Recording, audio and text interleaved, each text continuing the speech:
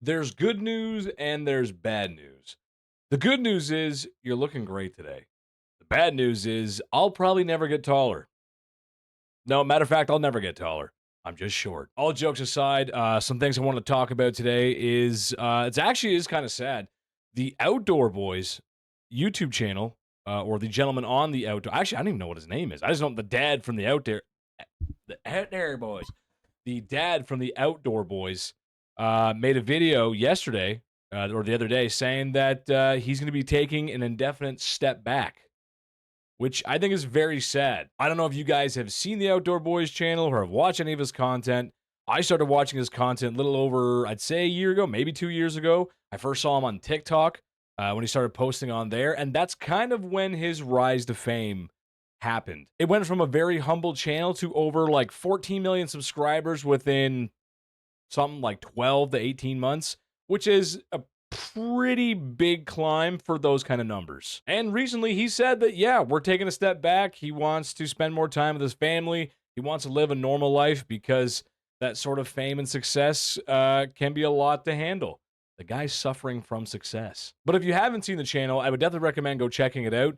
It's a fantastic channel, great content. It is purely, in my opinion, amazing 3 a.m. content. When you're supposed to be tucked away in bed, sleeping, snoozing, um, it's a good way to relax and unwind. Basically, all Outdoors Boys is this guy and sometimes his kids, and he goes out into the wilderness and he just films his camping trips, essentially. You might be saying to yourself, okay, Chetty, but why is this so successful? Because it's just wholesome content. There's not much else to it. He's not pushing any crazy ads. There's no crazy spins or wild and wacky events.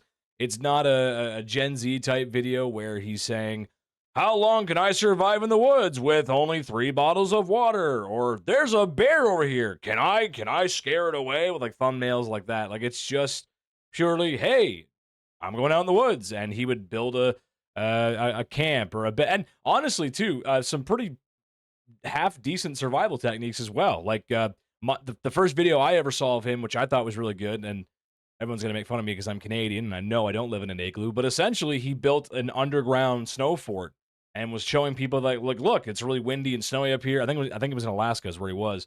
And he was showing that, yeah, you have lots of corners so the wind doesn't come right into your shelter. And he just built this really cool shelter to sleep in. And he cooks in there and he eats in there. And of course, he's most famously known for eating his honey bread during his campfires, which essentially just is honey, butter, and some dough that he puts together and just makes these really sweet baked bread over the fire with some honey butter, which it pretty much became a staple. But it's a great channel.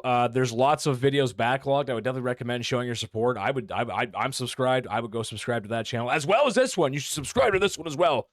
Tell your friends. But it's a great channel and it's a definite loss for the community. I think it's just fantastic content, and I can't really find anything wrong with it, to be honest. Like it's that I think that's why it's so successful. There's really nothing wrong with it.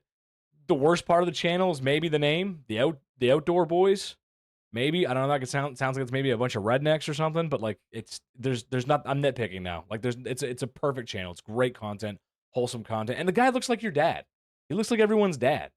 Look at him. Looks like everyone's dad, and it's so wholesome. It's so great. So I hope he comes back. I hope he takes a few months hiatus and comes back. And I'm sure when he does come back, he will have a fantastic, gigantuan return, and it'll be great.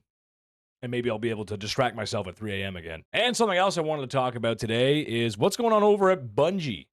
You may have heard what's going on, you may have not. Basically, in a nutshell, Bungie, the former developers of Halo and now the developers of Destiny, have come out or announced a new game called Marathon, which is a first person PvP shooter, seemingly also a hero shooter, which nobody's sick of those yet. And they're kind of in some hot water for this one for multiple reasons. Okay, so out of the gate, releasing a PvP shooter is a very strange thing to do, or at least announcing that you have a PvP hero shooter coming out. Pretty much hot off the heels of Concord, which, if you remember that last year, that game that absolutely flopped, it was on PlayStation for less time than I've spent in church. It was there for a week, maybe, not maybe 2 weeks or something like that, and the game got shut down because of absolute no sales. because it was a PvP hero shooter that you had to pay for. Given the massive flop that Concord was, you'd think you'd have the business sense not to release a very identical product no more than 12 months later. 12 months on the internet and the gaming space is like forever ago. But in business sense, 12 months isn't that long. So it kind of feels like a big misstep. On top of that, Bungie is being sued by some artists because of stolen artwork and assets. On top of that, seemingly Bungie is getting sued for stolen artwork and assets. There's some artists that are claiming that, yeah, Bungie stole some of their artwork. Now, at first, it seemed, when you hear that, it kind of seems like, oh, it's baseless claims. But when you look into this case, and looking at what's going on, not looking good. There's an artist claiming that that Bungie stole some assets from a DLC or something, etc. Point being, in court, Bungie is trying to prove their innocence, saying, "No, we didn't steal this." But the stolen artwork is from a long time ago, a DLC that came out for Destiny a few years ago, and for some reason, they don't have access to the DLC anymore. It's gone. It's vaulted content, and they have no access to it. Where'd it go? For some reason, Bungie cannot access this content. So in court, they've been showing YouTube videos and Let's Plays like your younger cousin at Thanksgiving that's like, do you want to see my Minecraft Let's Play? What? And of course, it's not holding up in court because, yeah, it's not a primary source of evidence. You can't. That's ridiculous. Anyway, on top of that, there's more evidence coming out to suggest that they're stealing assets. Just a bunch of artwork and stuff that's been. It looks pretty clear cut that they've absolutely stolen some stuff from some artists, and I hope those artists get their due diligence because artists deserve to be paid. They do good work, and fuck AI. In a nutshell, I just think it's crazy that all this is happening for this new game, which I don't care what anyone says. There is such thing as bad publicity, especially with video games. I don't even know why you would try to make a hero PvP shooter coming hot off the heels of Concord. Maybe not super hot. It's been a little bit of time, fine, but it just feels like a really bad mistake. And on top of that, I don't think it's free either. I think this is another paid hero shooter. Say what you will about Overwatch or Valorant is free. The loot boxes and everything else, yeah, that sucks. The game, no good. But they're free. You just download them and play. Like, why would I pay? And then I'm going to pay you, and I know you're stealing assets. Not a good look for Bungie. Not looking good for this marathon game. It looks pretty stupid. The first-person shooter market is extremely tight cut. It's kind of like Sith Lords. There can only be two. And right now, there is two hero shooters. It's Valorant and Overwatch. And I think most people would agree with me on that. There really isn't any other hero shooters right now that command such an audience.